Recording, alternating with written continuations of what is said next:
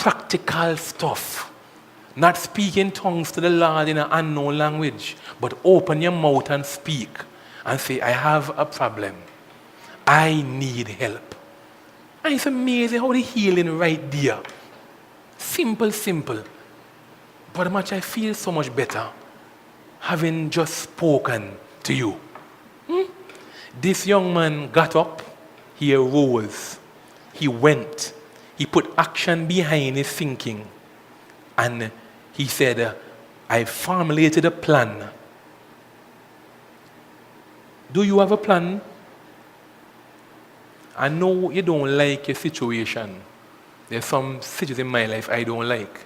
And I'm asking God and practically doing some things to make a plan of escape. What's your plan? You have a plan? What's your plan? And God's willing, we should be going for a little vacation again in August as the time draws near and everything comes into play, still believe in the Lord. We should go me and my family should go for our a little vacation. But because we are going for vacation, we are already planning.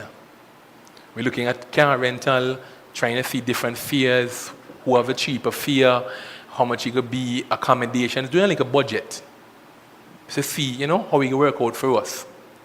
The principle is we want to go, so we are planning to go.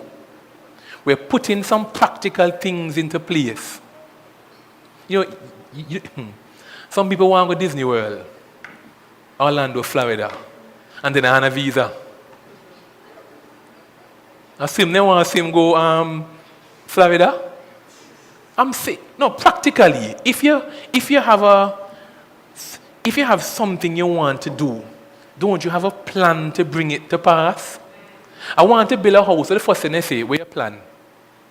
I have blocks, I have steel, I have cement. What I say, partner, what's your plan? What's your plan? Practically, what's your plan? You had a land. You had me no know. How much bedroom? Me no know. I want my house. They had a plan. You see, this is the hard stuff of Christianity. Everybody like they're 19, they drop down. Don't get me wrong, powerful, needed, practice. But you're supposed to have a plan going forward. What's your plan? He done sat down and he said, look, I'm thinking about my situation and I'm going to get up, I'm going to go, I'm going to speak. He began to put practical things down in place.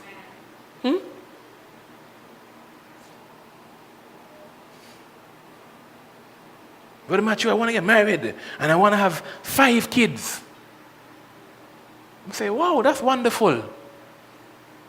You have any money on the bank? At all. My God shall supply all my needs according. We say, God will supply your needs, but you have to go buy a pamper. I mean, just practically, but I guess practicality in the way you see in a place in the church now is so spiritual. It's all faith. But when baby crying, a baby don't want to pray now. They want food. Okay, let's get back in the spirit because practicality scares people. You have to have a practical plan going forward. Lord, help me to put a plan in place for my life. I pray that God help us. Because, to be honest now, it's not, for many of us, it's not for lack of want to change now. But there's a big man called procrastination. Y'all know him? I know him very well. Me try to follow him for years, and he seems to love around me. But I believe, he has plenty family. Because some of y'all and him a friend too. Mr. Procrastination. Good intention. But nothing happening. Because if the want to have to be there, and for many of us I believe that we have the want to, but we have to sit down and put together the how to. I want to now, But I need some little help now to how to get it to pass. The prodigal son didn't procrastinate. He got up, he went to his father's mouth, went to his father, forgive me, his father. He arose, he went, and he said, and hear what he said. What a powerful thing. You hardly hear it in church nowadays. He said, Father, I have sinned. Not I make a mistake, but a mathematical issue. I have sinned. I have sinned. We sugarcoat. You ever go to a bakery? I thank God for the... Anybody here watch, we have a chef. You ever watch Food Network and see these cakes? Cake bars? Oh boy, and some people here that make some beautiful cakes. Some really pretty, I must bring some that we did for Nisi for her birthday. Some beautiful cakes. Some in shape look like this. Some really wonderful cakes. The cover up. The spreading. The covering up. So beautiful, let me tell you, a cake it be. And at the center of it all is cake. No matter how you try fancy it up, decorate it, airbrush it, a cake. And a cake? I remember we bought a cake, and my wife said, it look pretty, but it tastes good. True story. My wife said, I'll go back there, because it tastes good. I'd rather get some cake, but that's a whole different sermon. Tastes good, it never look good, it tastes good. But some people love look good even though it ain't good, but a different sermon. I see that illustration for sometime else. But not the cover up, the pretense. I have sinned. I have sinned. Lord, I have sinned. I said that if you heal me from this, I'll give you my life and my lie. 10 years now, I'm still not saved. A man of God preached a sermon called Still Not Saved. Powerful sermon. Still not saved. Up to now, after all them promises he made to God, up to now, still not saved. Wow. Procrastination is a killer.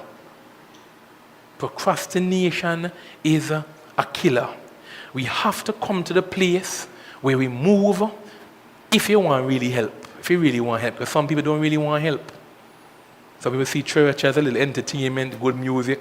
Come in. Church is the only place you can come, get good music, counseling, air condition, and pay 25 cents.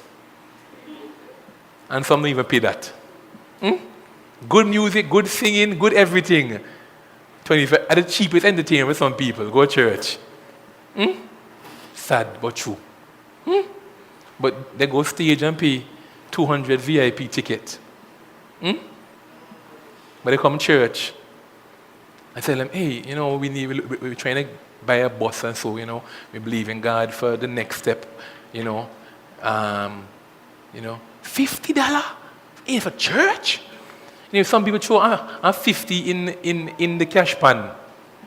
If they come, unless they have a 10 or a 5 and a 50 and a 50 drop in, I'm sure they have a heart attack. Because they start with the time, I want to put my hand back in there now. But give church a whole 50? But you go and show and they shell out that just for the ticket. And that's not the alcohol, the drinks, the shoes, the shirt. But for give church and 50? Some of y'all start fretting already. $50 for church? But when you go to the supermarket, where you can get for $50? The supermarket now. I saw a man pack up a bag and I was in the supermarket. And when I see 120 the man spend, I mean look the bag, the man have $120 can hold in one bag. But a 50 for church. Brother Ty, that they wouldn't sleep the night. That would have bothered them. 50. But then when trouble come, before they call the lawyer, Ty, because before they call Fuller no want 50 now, they call the pastor. They go hospital and call, you can come and pray. Doctor no want $50 for now. Even before the doctor say boo, the consultation alone are more than 50. May God help us. May God help our thinking to change. We messed up. We messed up. But the good news, God wants to fix us up. He said, Father, I have sinned. If we can just start to call sin, yeah, will make the pastor life a little easier. Matthew, I have sinned. Not give it a fancy name. I have sinned. I have sinned. Well, I have a little problem. You see. You understand? It's sin. I remember when I started going to prison first and I hear some of these fancy words like petty larceny. Petty larceny. And for one thing with me, I say, hey, what that mean? I say, Father, where do you? Petty larceny. I say, what that mean? Well, I went somewhere and take I say a thief, man, a thief something. But he didn't want to say he thief no, petty larceny. Some fancy name for some old time sin. Just tell me a thief, no man, I scratch my head. Petty larceny. A thief. A thief and lick something, petty mean little, and lick something, thief supermarket and get 6 months. Just call it what it is. Don't give it no new name. I have a kleptomaniac. Kleptomaniac. Huh? Kleptomaniac. Thief. Check out people something, right? I have a problem with kleptomania. Say, pardon, boy, if you left people something, tap thief. Tap all them fancy names. Huh? So God help us. And in the church too. And have an ancestral bondage and just say sin, man. I can't save some time now. I have sinned. Father, I have sinned. And the last thing I'll leave with you today, he says, Father, I have sinned against heaven and before thee.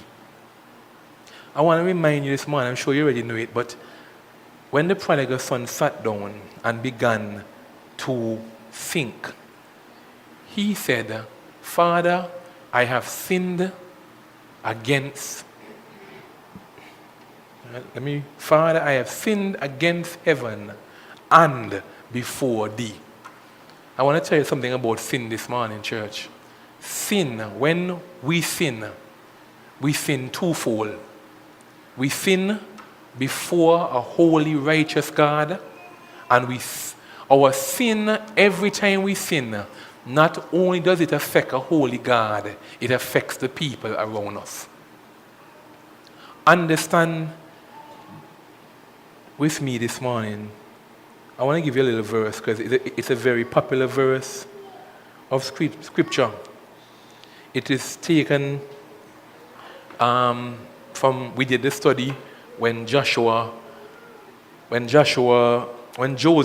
was in Potiphar's house and Potiphar's wife made advances towards him in her Victoria's Secrets and her sweet-smelling perfume. She made advances at the poor young man. If you all missed the Bible study, I'll tell you, there was such a hot message and a series we did with Miss Potiphar. And when she attacked the young man, Joseph, hear the statement that Joseph made. He said, there is none greater in this house than I. Neither has he, Potiphar, kept back anything from me but thee. He said, your husband has promoted me. Neither has he kept back anything in the house but you, because thou art his wife. How then can I do this great wickedness and sin against God? Popular verse. How can I do such great wickedness and sin before God? But Joseph said, I realize that my sin is not just against God. When he began to think, like the prodigal son began to think about all that he had done, he realized in all his sinning, he had not only hurt himself, he had hurt a holy God and he had hurt his father. I want to tell you this morning, church, though you may be living a sinful life, indulging in sin, I want to remind you this morning that sin hurts the people around you. We are not isolated. We are not independent. We are interdependent on each other. I go to prison on Fridays and I see religiously mothers. We thank God for mothers now.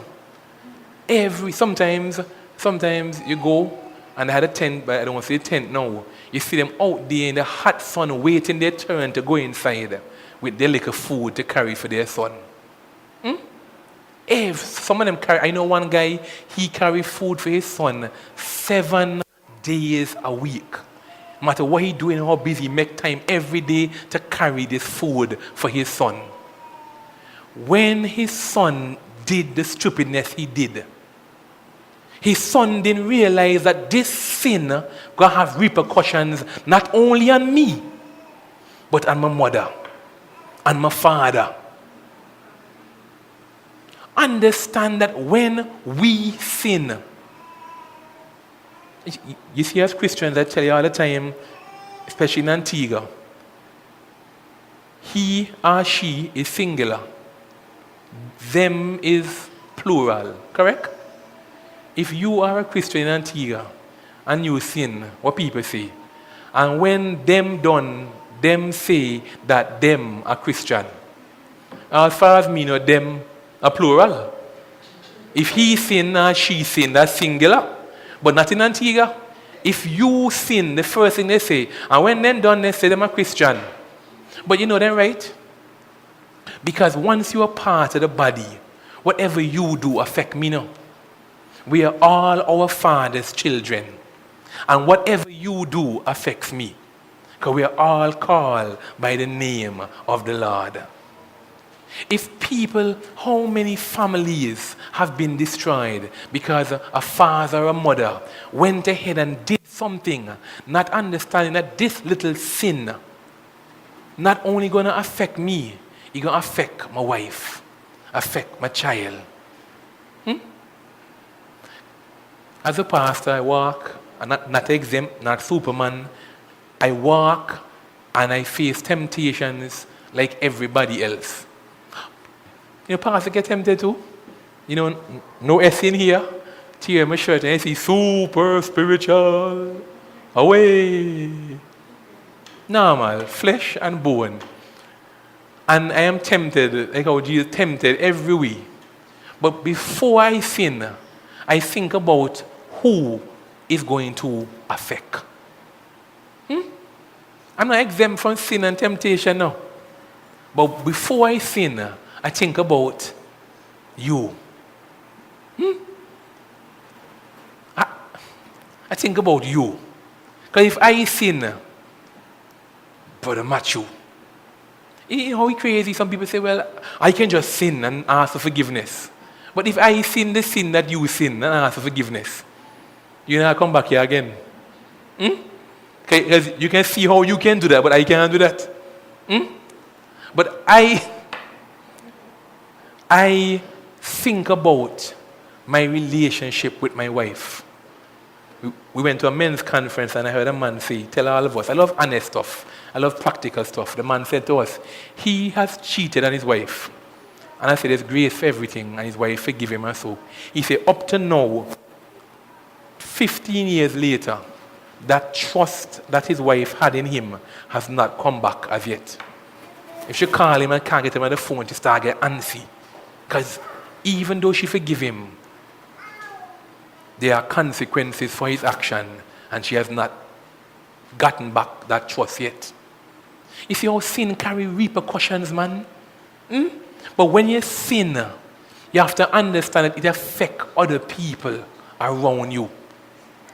As a person that fellowship here and come to church here, I am so challenged. I heard a man say, I heard a guy tell somebody the other day, he say, oh, I go to ISI ministry. Now this guy must have come to church here a couple times. In a year and a half we open, but yet if you ask him what church he go ISI ministries in Ovals. He come here a few times, nothing, but that's where, and when I say, oh, Father, this man walking around representing us, and he now live no life. Don't judge a church sometime by the one and two persons you meet. I learned that. I'm learning that. Because I wouldn't want some people to judge the church by one and two people that come here. Because that's not the message or the standard we preach here. Right? But they don't understand it. You as the members have, as much as me as the pastor, have a responsibility to you.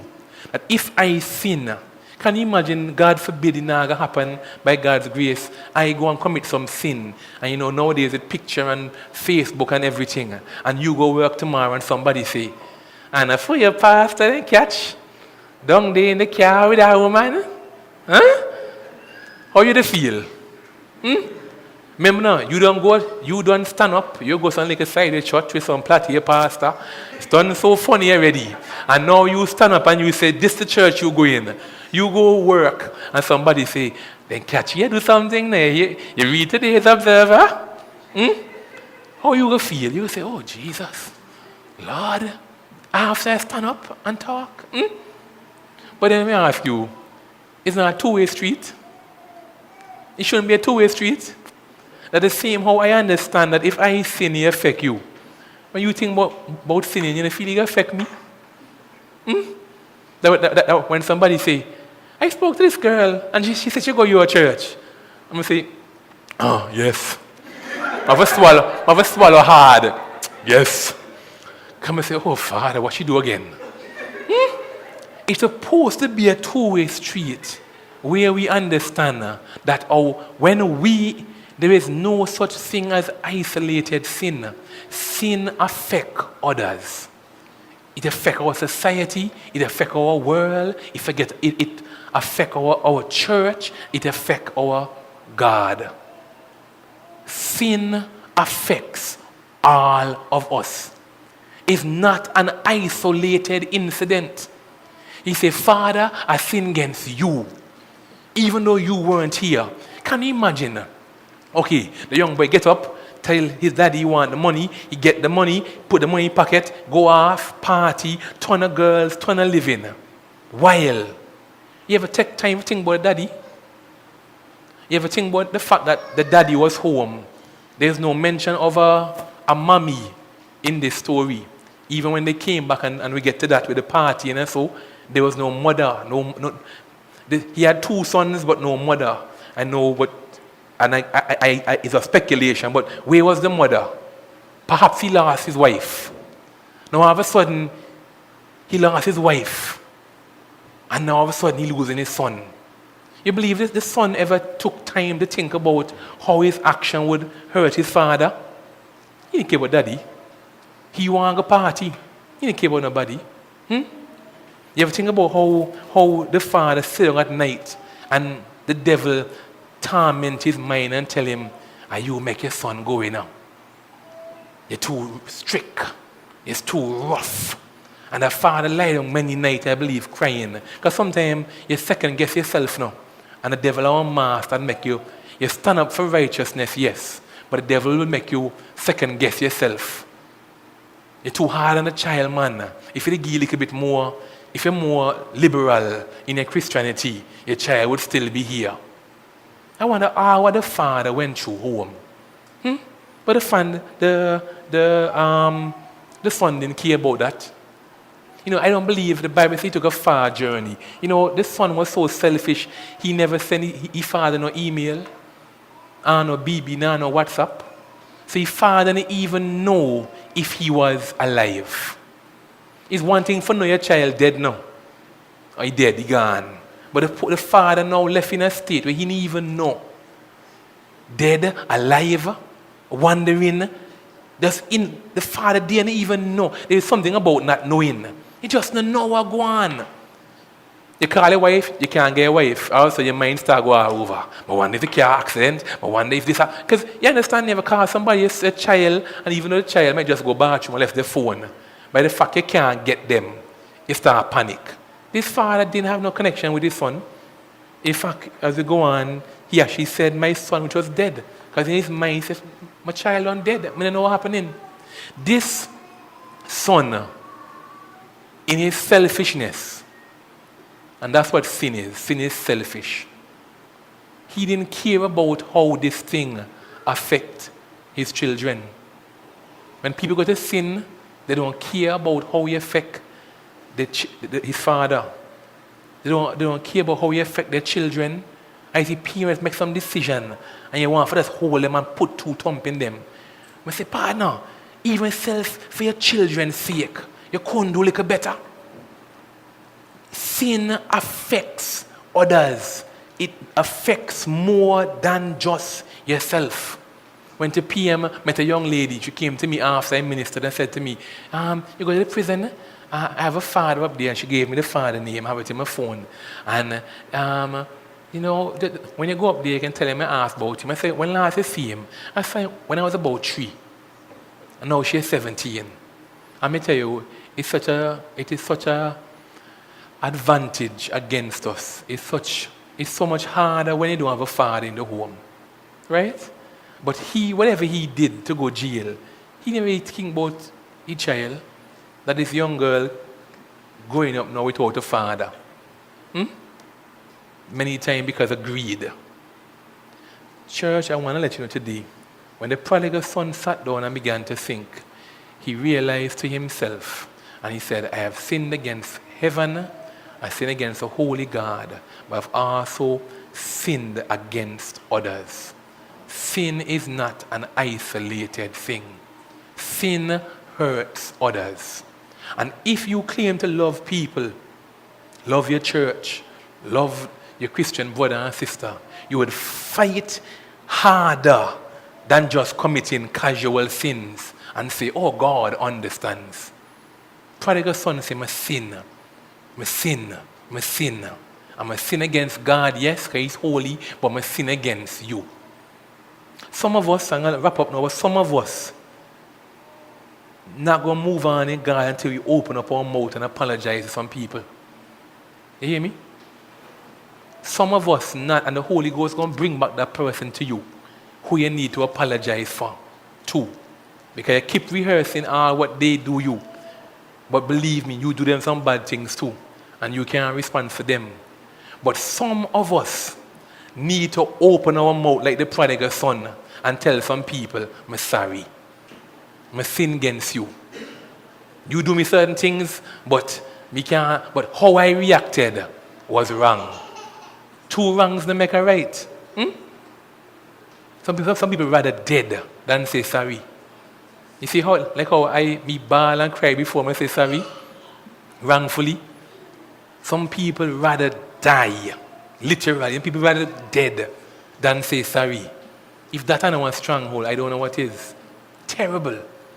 But when you get a real revelation of your sin, not just feel guilty because pastor preach, but when you get a real time to think and a real conviction, you say, boy, I'm just selfish, I'm just sinning, I'm going to open my mouth and tell some people, sorry.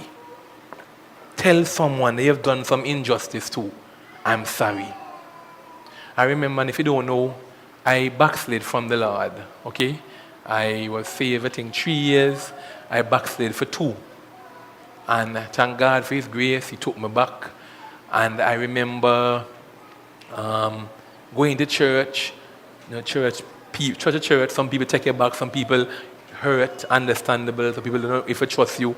But in the midst of all the church, I remember coming and telling my pastor, I want to apologize to the church. I said, I want to apologize. Pastor, I say, I feel I have let down the church. I feel I have let down the name of the church. Cause my pastor tell me, I backslid and go juvie. I hope nobody here planned to backslid and go juvie. And he said, somebody make sure they come and tell him. I see the boy tell me see if I'm a villa. You know, I see a juvie. To bring down his spirit, use me. And I'm sure that other people do it too. And I said to him, I need to tell the church, sorry. And I went up there, not like a church, big church, and said, church, I have sinned.